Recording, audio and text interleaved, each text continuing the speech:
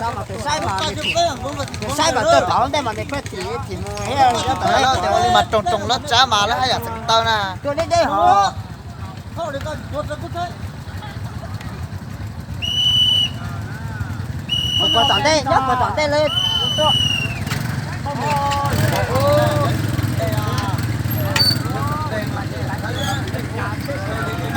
Không buổi tới chơi.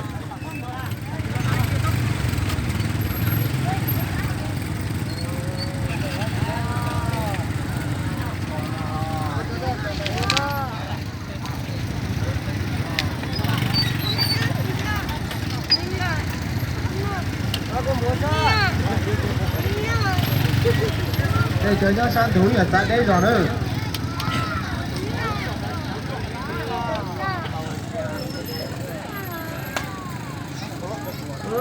Lo tụi nó mà một tới dài dài đi.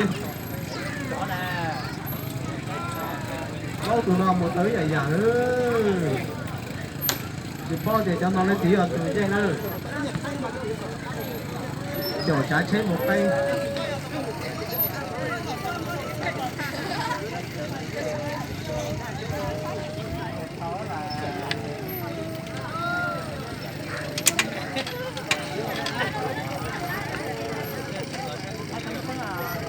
Bây giờ tỏ thoát chụp tay nữa, chứ là những tiền nữa. Mình cầm tiền nè. Ôi! Chụp tay này, này, cái chụp chết đó. Chụp chết.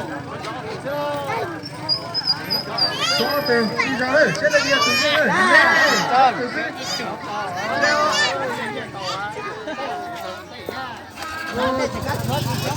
chị cháu đấy đấy từ thật cho là để cho là xin thật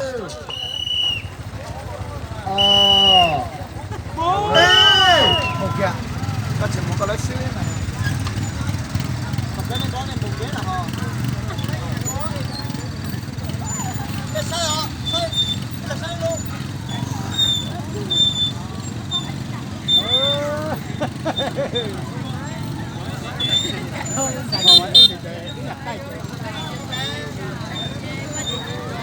một tờ to thế xả lấy cho tiêu ý từ còn ở kia nữa có tay từ về đây rồi con về lối con lại nữa đây từ nó hành giả còn kia này không mà rồi nó nghĩ chạy được suy nữa tụi đưa ra mà mạng gì nữa chả có suy rồi có tụi nó khác rồi nữa ơi tụi chưa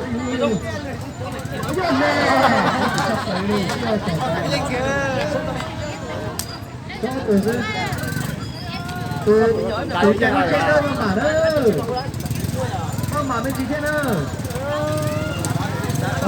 lo tiếp sọt qua chế coi thế nào nè